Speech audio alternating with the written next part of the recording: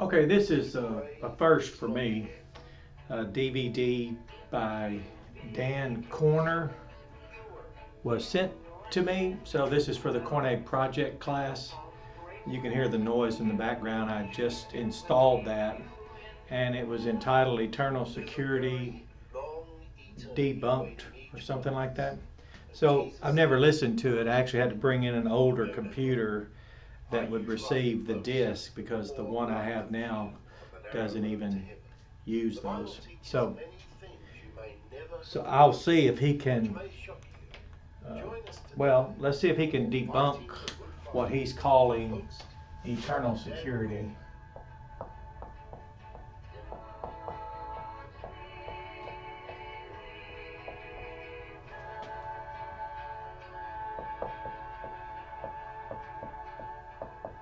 Now, one thing about Calvinism and Arminianism, Arminianism, is they both have a severe problem with this.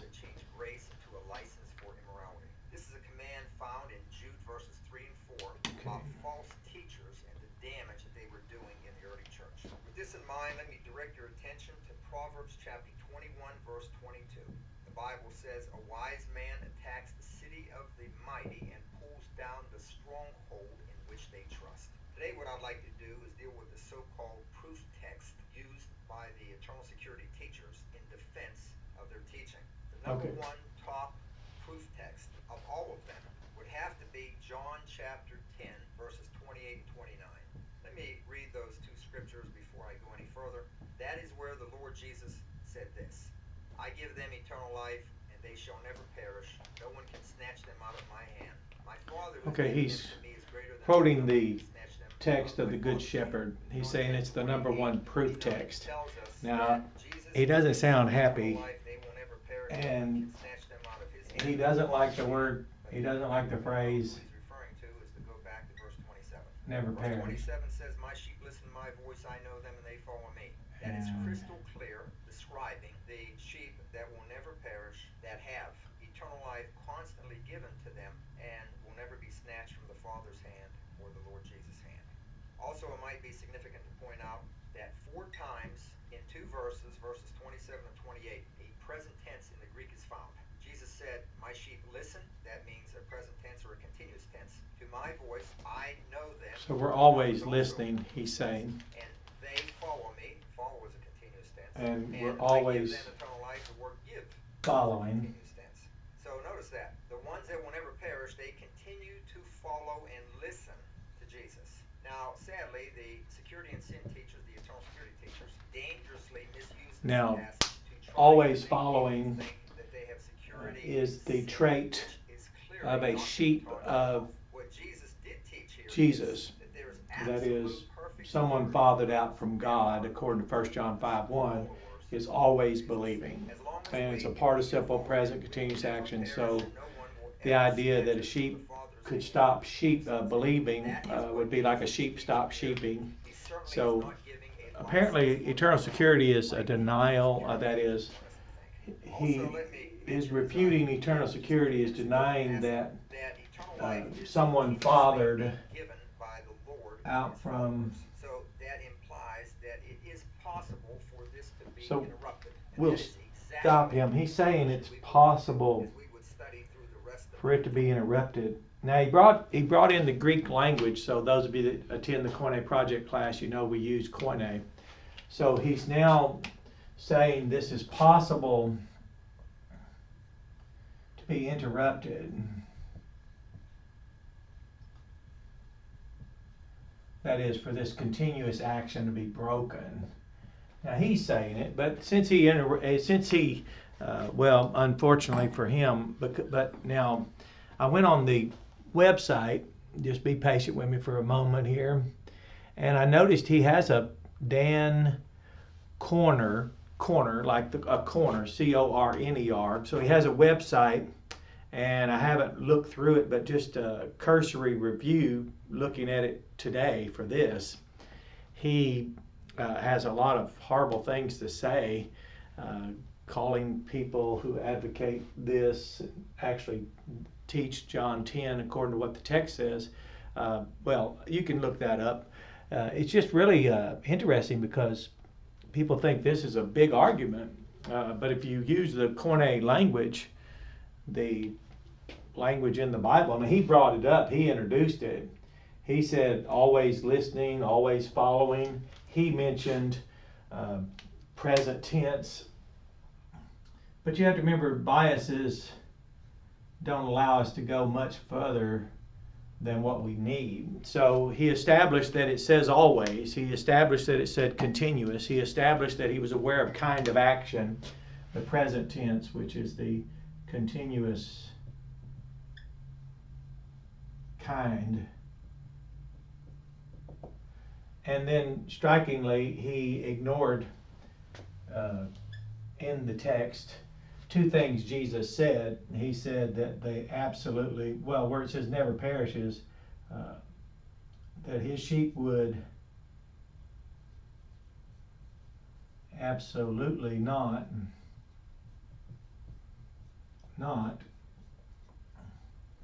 destroy themselves.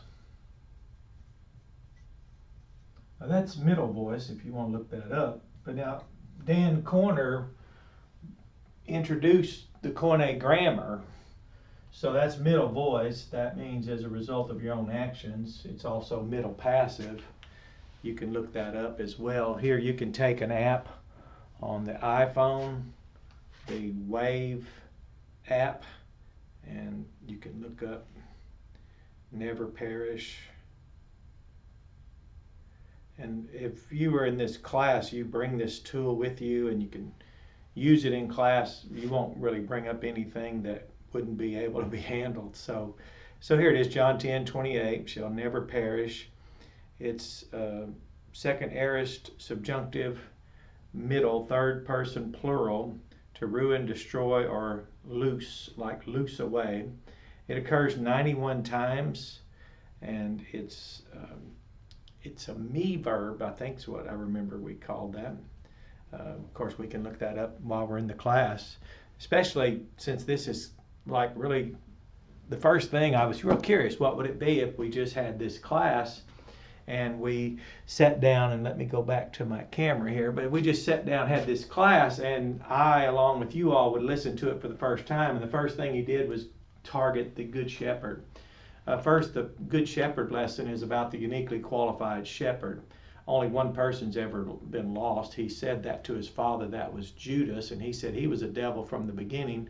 So to say someone else would be his sheep and then would stop being his sheep is foreign to Jesus. Jesus doesn't know about that.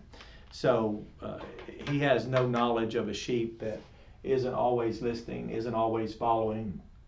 He has no knowledge of a sheep interrupted. So that would be a great title of a video, Sheep Interrupted, and make a pun and have a little fun with it. Because really, some people just can't lighten up because they have so invested in their need to negate security. So I suppose he's against social security because it can be interrupted. I suppose he's against national security because it can be interrupted, as on 9/11 and now COVID-19 pandemic all over the world, where we in our little world, because of international travel and a healthcare system that was only designed for maintaining the normal circumstances, we don't staff for worldwide global pandemics. We had an ice storm here a few years ago in Arkansas, and power outages were everywhere, and transformers, the big large canister that's up on the poles, they didn't have enough to replace all of them, and people were very disappointed and disgusted and like, why don't they have enough? And this dear comedic DJ came online, and I think his name was Ray Lincoln. He's now passed away, but he said, how many spare tires do you have in your car? So we had a laugh because no one carries 6 tires in their car just in case they blow all 4 and then might lose another 2 on the way home. We'd have to haul a trailer behind us. So because national security can be interrupted, we've had unprecedented event on 9/11, the largest attack, assault on the homeland in the history of the United States. We've now had the largest assault against us by the indifference toward the health and integrity and welfare of human beings that we value here in the United States in a way that's uncharacteristic in some places in the world. So here we are, since national security can be interrupted, since social security can be interrupted, you can't blame Dan Koine. Let me write his name up here. Dan Koine. Dan Koine. I think it's Dan. Oh, me. I think it's Dan.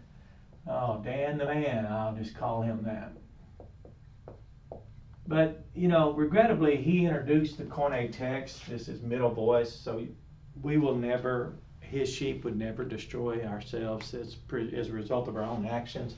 And then he also went on to say, that is, Jesus did, that we, a wolf would absolutely not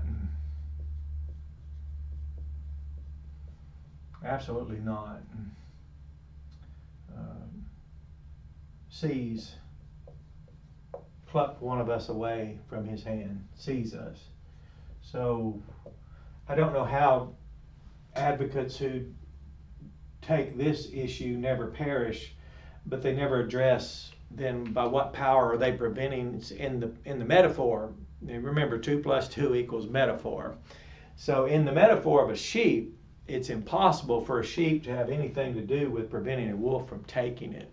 So by design, the metaphor, which Jesus, the Good Shepherd, and he, the creator of all things, he actually created an animal, sheep, to be useful as a metaphor. And even when Adam had sinned, he slaughtered lambs, took lamb skins, and placed those for clothing for the Adam and Eve who had taken fig leaves, because the tree in the garden was a fig tree, for example. So they took fig leaves and covered themselves. And all those are very clear pictures. Abel was a sheep herder. He was a keeper, cared for sheep. So we have the animal there that was intended for him to now take care of, to provide sacrifices, sin offering, for example. Later, Cain rejected the sin offering that was crouching there, that was favorably disposed to him. He didn't even have to run and chase it. So here, Dan Koine, really, we just listened to a couple of moments, and he took the #1 proof text. But John 10 is not a proof text. John 10 is the resume of the Good Shepherd. Religion wants to teach that there's good sheep, bad sheep, there's sheep and black sheep and whatever. It's like the sheep would say, bah, bah, bah. They just babble all the time. But what would you say to the issue of, now, how does a sheep prevent a wolf from plucking it from the Good Shepherd's hand? And then the text shows it's an indictment on Jesus. Someone wrote in to our outreach, those of you that are in the Koine Project class, I update you occasionally, and they said, have you never heard of Judas, referring to Judas as someone who lost his salvation? So I replied, I said, are you aware of any time in Judas' life that he was a child of God, other than the text that Jesus said he was a devil from the beginning? So when Jesus chose him to be one of his apostles, to walk with him, we know that Jesus already said, and he even said that he had lost none but the son of perdition. So no one can create. But now again, you gotta remember, in religion, people just fake it up, make it up, construct it, and it's based on evolution. The teachings of behavioral modification, threats and punishments. The new birth is a foreign concept and must be rejected by all of man's religions and all of the gospels that are not the gospel of Jesus Christ. For we are fathered through the gospel, the Bible says. Paul said, in Jesus Christ, I fathered you all through the gospel. So the instrumental means of being fathered is the gospel, which is all about Jesus, and a large doctrine, a very unique feature, is the Good Shepherd. And another thing about Dan Koine is, now people, he has no answer. We'll just put things he can't answer. Is what about the wolf there? Yeah, what about the wolf? for example, what could a sheep do about that? Sheep do what to prevent that wolf from taking us? Sheep are powerless. Sheep without a shepherd, matter of fact, are helpless. And the indictment of the scriptures is Jesus spoke of the hirelings who used the sheep wool for their clothing and ate the sheep for their food, and would then run away and flee when the wolf approached. So how do you distinguish Dan Koine, who sent me, mailed to me here at Landmark Missionary Baptist Church, Jacksonville, Arkansas, 2200 Marshall Road, a teacher of the Bible, a preacher of the gospel of Jesus Christ. He sent it courtesy, free, no charge. I just placed it in this other computer, which I had to bring from home because the one here that I have is more modern, I guess. So I guess more modern computers don't have the DVD whatever thing. So what he can't do is distinguish Jesus, the good shepherd, from the hireling. So the hireling, is that how you spell? I think it's got an E there. Yeah, the hireling. Can you really misspell hireling? But anyway, the hireling loses his sheep, self-destruct, and you'll get no argument with me there. Dan Koine gets no argument from there. The wolf takes them. The wolf takes them, seizes them. They perish. So I'll trust Jesus. And now that I'm really curious about it, I'll look up that word hireling. I hate this during our class, but you guys in the Koine Project class, you know that I can't have a word come to my mind, and I only question myself when I try to teach the class. Okay, so it is correct. It does have an E, hireling. Okay, so get that off my mind a little bit. So the problem here is that the purpose of John 10 was described and expressly stated in John 20:31. These things are written speaking back to the attesting miracles of Christ and their contextualized narratives.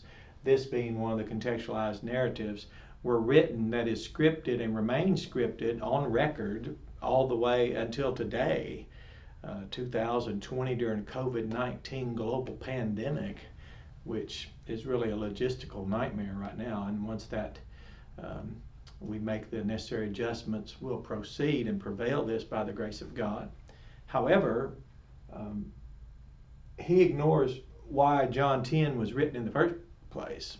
So who do you trust as a Messiah? Do you trust the hireling, whose sheep self-destruct, whose sheep the wolf takes, whose sheep perish, or do you trust Jesus? So Dan Koine built a great case for the hireling, because this is about the hireling and the good shepherd, and it's Christ built a case. Matter of fact, the Gospel of John deliberately states that it was deliberately arranged, the lessons and the particular miracles that were selected.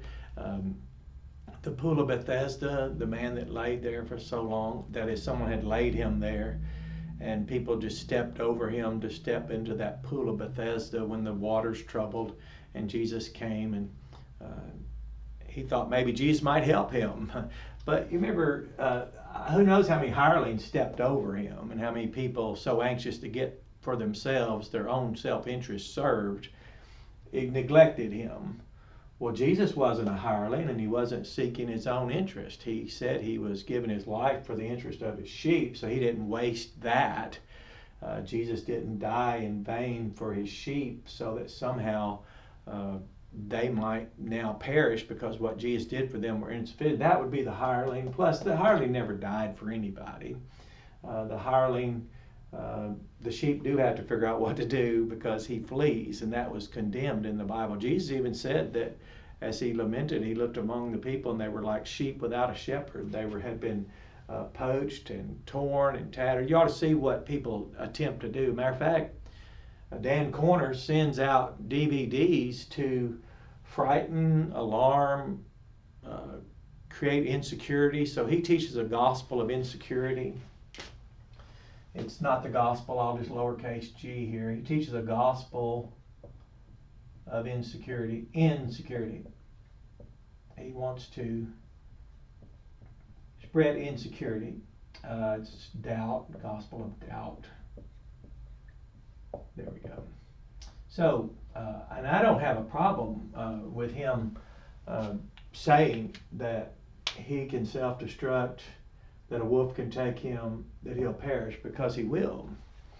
His gospel of insecurity and of doubt is not of one of faith that even acknowledges the purpose of John 10 to be written. So remember, class, when you take a text out from its context, it will lose often the purpose for which it was written. It's difficult to remain true to the purpose. It's like John 3:16, people debate to what does the world reference, and is that so that people might believe? It's actually, people are already believing in that when we looked at the Koine text. But you remember that provision for the ones who were believing was all governed by the superordinate purpose of that Gospel of John, was in order that those who read this, heard this, learned this lesson from the Gospel of John, that they might deliberately cause themselves to believe, him or herself to believe that Jesus is the Christ, the Messiah, and that believing they might have life through his name. I think it's through in English, but it's in his name in the Koine text. So here we have never perish, and Dan Koine, to build his case, doesn't address the wolf, because there is no security that a sheep can afford itself from a wolf. So there's this always this, I know that some of you have asked me before, people have said to you, and I don't know why they say it except they were taught this, when you believe a gospel of insecurity, a gospel of doubt, my children will never hear that gospel. When people approach them someday in life and try to tell them, say, oh no, I trust Jesus, he loves me, he saves me, he sheep herds me, they'll quote even the great Psalm 23, the Lord is the one who is sheep herding me, I shall not diminish. That's what that word means here, so that would go well with this idea of we would absolutely not destroy ourselves, participate in the result of our own actions. You can look that up. That is middle voice. I checked it out. And then wolf would absolutely not seize us, pluck us out from his hand. So if we're always in his hand, but there was always this thing that Dan Koine types that advocate a gospel of insecurity, gospel of that. It's a gospel of threat. Threat, meaning you imagine telling your child, if you don't be good, I mean, even that terroristic song, Santa Claus is coming to town, and it tells us you better not shout, better not pout, better not cry, I'm telling you why. Santa Claus is coming to town. And then they come out with these modernized movies, the Santa Claus series, which I thought was amazing. I wish I'd seen those as a child. It would fill in all the gaps, and it showed that basically it was a series of stories that built the feasibility of the reality of Santa Claus built into a movie. Looking back, how would you work that out? And it was really funny because in it, the real Santa, right, depicted in this movie, well, he just couldn't bring himself not to give them all a gift, you see. And I thought it was funny because the song's a threat. You know, you better be good and do what you should, because you might not get your gifts. But so this is a gospel of insecurity. Dan Koine teaches it, advocates it, promotes it. A gospel of doubt, a gospel of threat. It's not about the good shepherd. He doesn't notice that the purpose of this was Jesus distinguishing himself from the hireling, whose sheep do self-destruct. His don't. Jesus doesn't. A wolf does take them. No possibility a wolf would take his. His do perish. The hirelings do perish. And Jesus' sheep never perish. We always listen, we're always following, and no, those are not conditions of our security. These are the nature and character traits of those who are fathered out from God, those fathered through the gospel, which is about Jesus. So when you trust into Jesus, you have no reason to ever be insecure or doubt or even experience a threat. So as I always say, when people just determine to be exasperated with me, I ask them simply, as I remind you all in this class here at Landmark Baptist Church, the Koine Project class, I ask you all to think about, why does it not bother us at all that they are insecure, doubt-filled, and subject to threats, except for our compassion for them. But it seems to really exasperate them because we have security, we have faith, and we're not subject to threats. So I would love to be in a conversation with him. I know he offers, obviously he wants to debate. He mails out these little DVD things, little cheapy packaging, but you got to remember, I'm sure it was mass mailed and things like that. Here's one, remarriage, adultery, repentance, and he's at the Evangelical Outreach, Washington, I think, Pennsylvania. So anyway, it's pretty good that he would do that. Now, I've not listened or looked at this one, and all I did was take the first one, and he propped up. You really wouldn't want to target the shepherd, but isn't it interesting that that's what they do? People go after Jesus, and when you make this about Jesus, this argument gets real silly. It's not about me not going to hell. It's about him being the good shepherd. It's not about me not straying. He's always seeking, and even seeking and saving the lost. He's saving. It's not referring to regeneration there. It's exactly how Jesus saves that gives us the confidence to trust him. It's his demonstrable outward in the presence of vitriol, again in the presence of threats from Sadducees on one side, Pharisees on the other side. He walks in the middle of it. Skull crushers, religionists who place their commandments and their constant traditions of men above the commandments of God, who prefer talk over text. They come in, but yet Jesus walked right through the middle of it. And the grace of God, the person Jesus Christ, personified by the phrase the grace, walked in the midst of those people who were diminishing us, threatening us, instilling doubt in us, taking away our security. And here we were, reached by the very one who said, I will shepherd them myself, because the hirelings didn't care to do so. So no, I've never threatened my children. You be good or God will get you. You be good or you'll never really know if you're saved or not. You need to, what kind of mental health is a state of insecurity anyway? So I'll pray for Dan Koine. I'll pray that I'll put his name and things in the search window, keywords, and those of you in this class can just stop right here and remember John 20:31 makes this absolutely nothing about this. Even discussing the sheep was back to the credential of the good shepherd, and this is about the good shepherd. Yeah, I never will figure out these. Oh, I misspelled shepherds. There we go. So this is about the good shepherd, his qualifications. It actually refers to, it got a definite article. He's definitively qualified, the uniquely qualified shepherd. He's extraordinary in his qualities. He has its intrinsic skills. It's so exceptional that it's not heard of.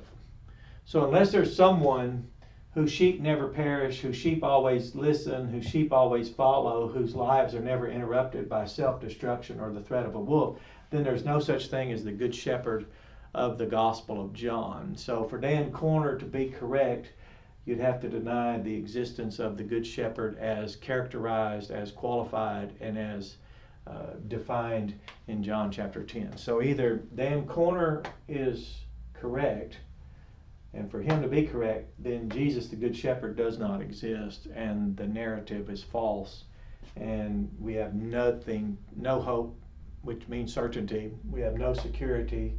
All we can have is doubt and threats, and that's all really religion has anyway. But if you're wanting me to question whether or not the Good Shepherd exists, we know hirelings exist because Dan Koine is their ambassador. He's saying, yes, you'll self-destruct. Yes, wolves will take you. Yes, you'll perish. And he thinks by threatening, it will improve the behavior. It will modify the behavior of sheep, I suppose. And we don't find that in the Bible. We don't find threats from our good shepherd. We find his love, his mercy, his kindness, his willingness to do for us what we didn't want to do even for ourselves, nor could we do. We find him protecting us from the wolves. We find him recreating us in a way that we cannot self-destruct. And this is all the good news of Jesus Christ. So I believe the Gospel of John, and I believe there is such a thing as the Good Shepherd. He's the person, Jesus the Christ, the Son of the living God.